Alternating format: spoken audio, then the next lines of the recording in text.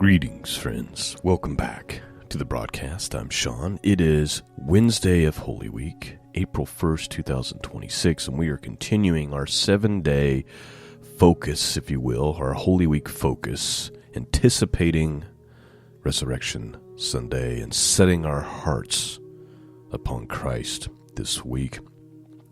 Today, for the gospel portion, it deals with the short story of Judas's betrayal, and his treachery, which is foretold by Christ himself.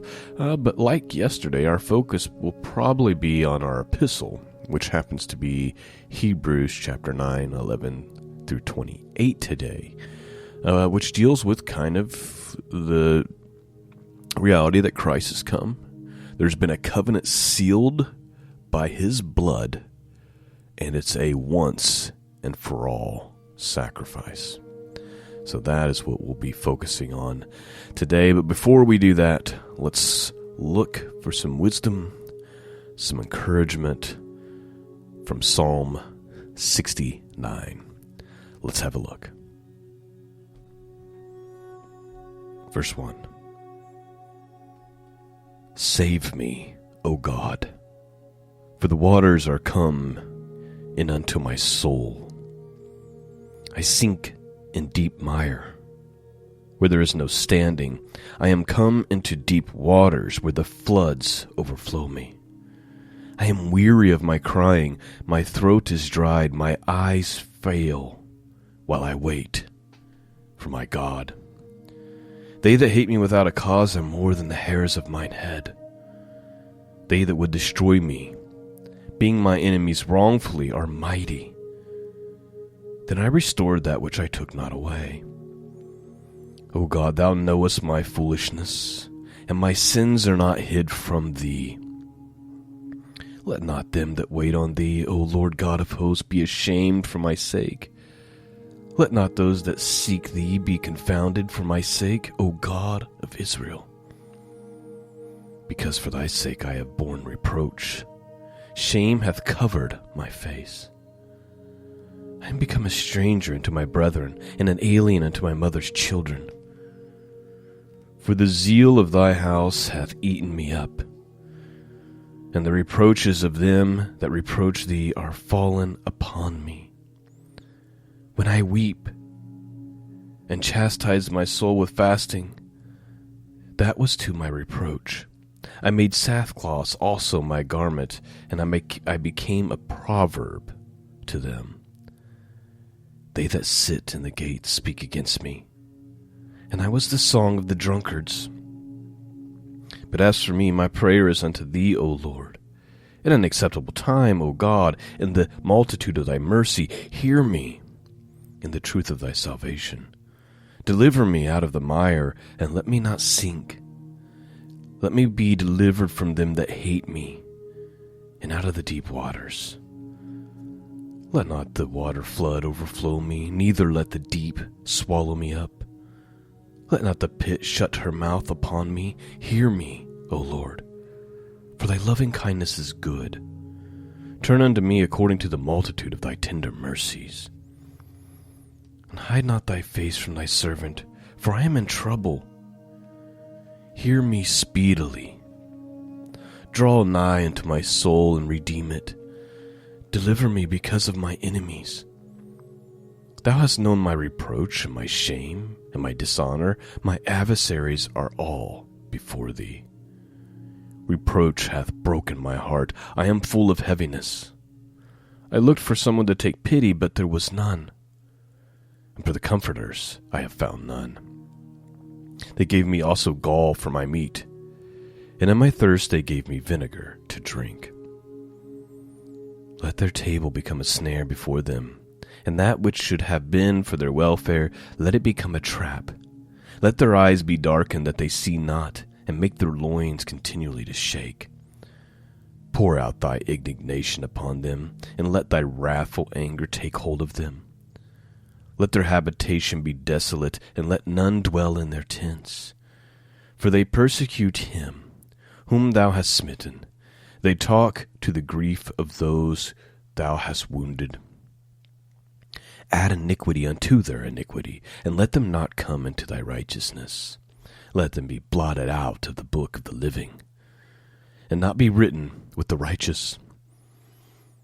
But I am poor and sorrowful. Let thy salvation, O God, set me up on high. I will praise the name of God with a song, and I will magnify him with thanksgiving.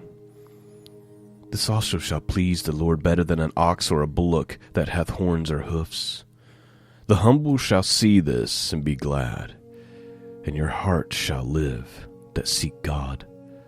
For the Lord heareth the poor, and despises not his prisoners. Let the heaven and earth praise him, the seas and everything that moveth thereon. For God will save Zion, and will build the cities of Judah, that they may dwell there, and have it as a possession. The seed also of his servant shall inherit it, and they that love his name shall dwell therein. And that, my friends, is Psalm 69, a longer psalm. Obviously, there's some hints and some foreshadow of the crucifixion and suffering of Christ. And David is crying out. He's begging God, please, out of the abundance of your mercy, hear my prayers. Please don't delay much longer, because I am in trouble. How many of us know what that feels like? And then he says, God, there's nothing hid from you. You know that I am just a human being who sins, who falls short. He says, O God, thou knowest my foolishness, and my sins are not hid from you. He's not appealing to his own righteousness and how he deserves God's mercy and grace and protection and help. He's admitting, Lord, you know that I'm foolish. None of my sins are hidden from you, but I'm appealing to your grace and to your mercy.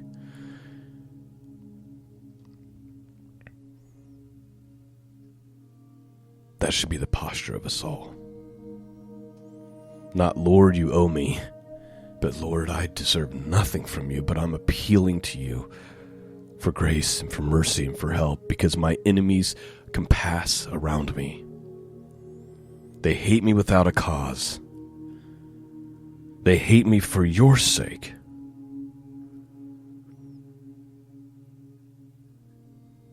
Hear me, O Lord, for thy loving kindness is good.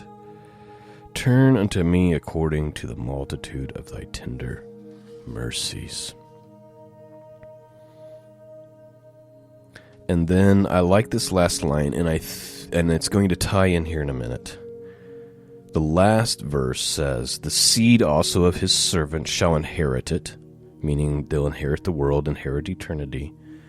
And they that love his name shall dwell therein. There's this sense in which those who love God, who are waiting and watching with great anticipation and readiness and eagerness for the return of Christ, will be rewarded and blessed. And we're going to see that also brought forth here from the book of Hebrews. So let's have a look at our epistle for this morning. It's Hebrews chapter 9, not very long here, verse 11 through 28. And what it does here is it's pointing to the Old Testament, how there had to be blood, right? Like there was no forgiveness of sins available without the shedding of blood, but in the Old Covenant, we had to constantly bring the bulls and the sacrifices, right? To continually have to do this ritual for the covering of sins, where Christ, it was once done for all, and it doesn't have to be done again. There is no continual sacrifice. It's been done. It's finished. Let's have a look. Hebrews chapter 9, starting with verse 11. But now Christ has arrived as the high priest of the good things that have come. He has passed through the greater and more perfect tabernacle, not made by human hands, that is, not a part of this creation.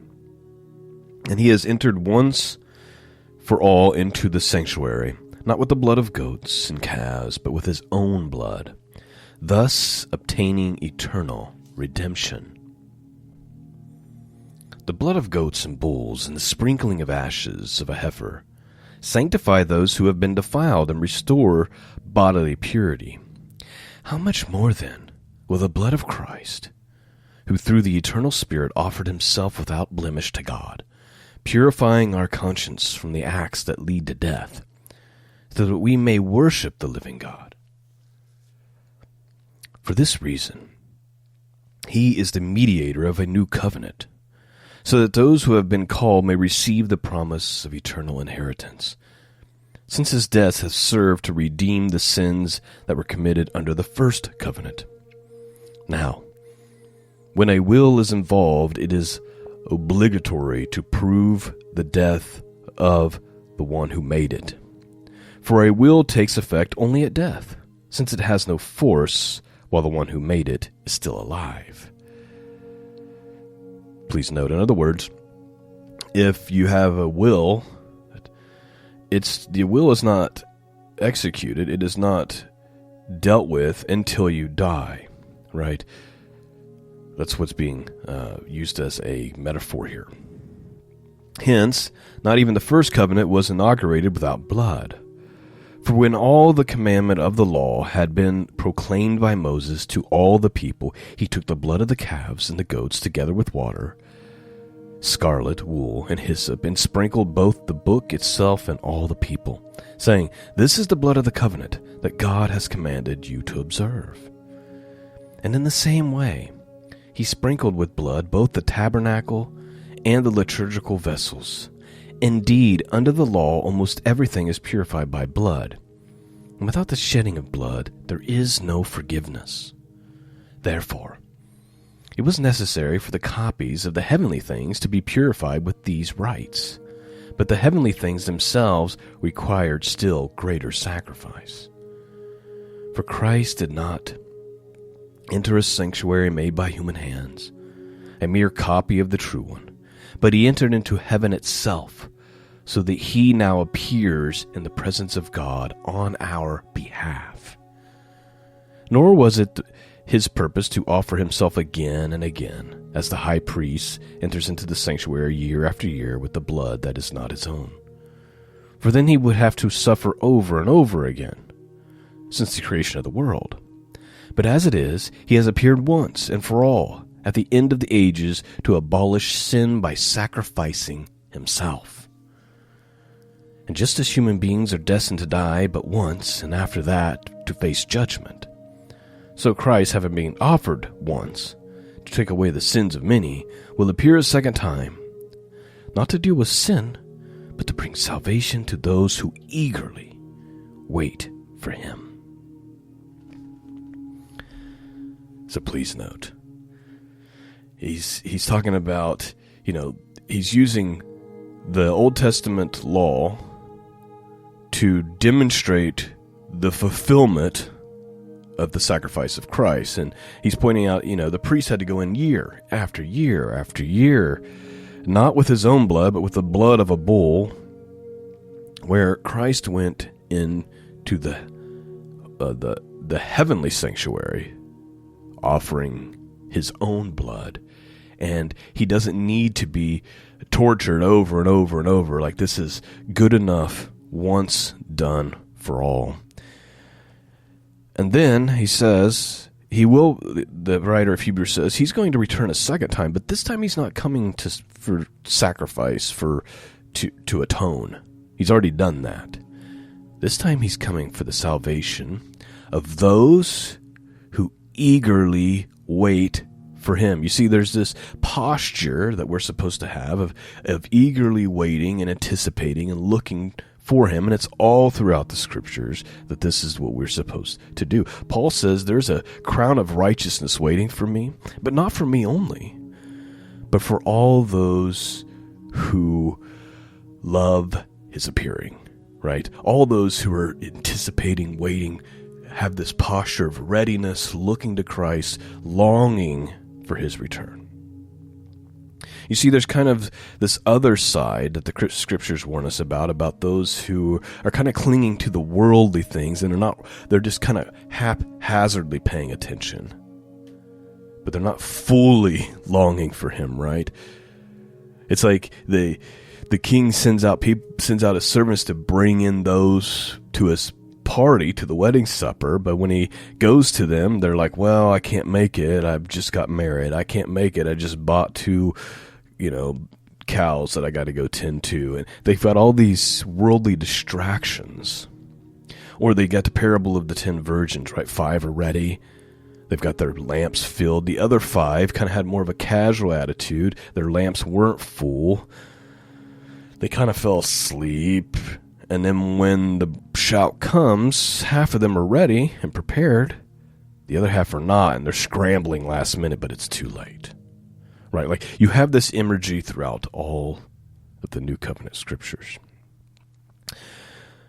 It's a reminder to us that we need to always be watching, longing, having the right posture, having the right attitude,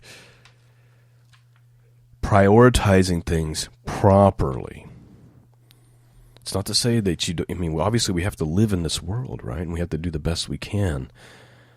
But where is your heart? And that's what we need to wake up every day and examine and make sure that we're prioritizing the right thing. Real quick, let's just read our gospel portion. It's super short. It's Matthew chapter 26. We need verses 1 through 5 and then 14 through 25. So a total of 10 verses. Here's what it says. Starting with verse 1 through 5. When Jesus had finished discoursing on all these subjects, he said to his disciples, "In 2 days it'll be the Passover, at which time the Son of Man will be handed over to be crucified." Meanwhile, the chief priests and the elders and the people assembled together in the palace of the high priest, whose name was Caiaphas, and they made plans to arrest Jesus by deceit and have him put to death. However, they said it must not occur during the feast, or the people may begin to riot. Moving on to verse 14. Then one of the 12, the man called Judas Iscariot, went to the chief priest and asked, "What will you give me if I hand him over to you?" And they paid him 30 pieces of silver, and from that moment he began to look for an opportunity to betray him. On the first day of the Feast of Unleavened Bread, the disciples came to Jesus and asked, "Where do you want us to make preparations for you to eat the Passover?" He said, "Go to a certain man in the city and say to him, 'The teacher says, my appointed time is near. I intend to celebrate the Passover at your house with my disciples.'" The disciples thereupon followed Jesus' instructions, and they prepared the Passover. When evening came, he reclined at the table with the 12, and while they were eating, he said, "Amen, I say to you, one of you will betray me." Greatly distressed on hearing this, they began to ask him one after another, "Is it I, Lord?" He answered, "The one who has dipped his hand into the bowl with me is the one who will betray me. The Son of Man indeed goes, as it is written of him. But woe to that man by whom the Son of Man is betrayed. It would be better for that man if he had never been born." Then Judas, the one who would betray him, said, "Is it I, Rabbi?" And Jesus replied, "You have said so." So real quick, just a few points I want to make as we wrap up. Number one, this is Passover, right? It should not surprise us that the ultimate atonement, the ultimate sacrifice would happen on Passover. Jesus would literally fulfill that feast, as he would become the spotless lamb without blemish. He would become our Passover. His blood would be shed so that God's judgment would pass over us. Now, when it comes to this Judas situation, a couple of things to note.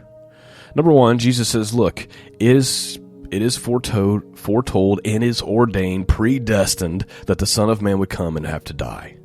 But woe to that man whom he has betrayed. It would be better if he would never been born. Like, you're not guiltless just because this has to happen, right? The other thing to note is I made a little short video about this as well. It's on the YouTube channel. Judas doesn't even see Jesus as Lord. He doesn't see Christ in the same way that the other disciples do. when he says somebody's going to betray me, it says they're all grieved, and one by one they say, "Is it I, Lord?" Right? They call him Lord. What does Jesus call him? And then Judas, the one who would betray him, said, "Is it I, Rabbi, teacher?" You see, there's a completely different attitude. Something to chew on, something to think about. All right, I am out of time this morning. I pray that you're being blessed by these Holy Week studies. Thank you for listening. Thank you for praying. Please consider supporting the mission of truth. You can do that by going to scriptureandprophecy.com. There's a donate support tab at the top, or links are in the YouTube description below. Peace and grace be with all of you. And until next time, God bless.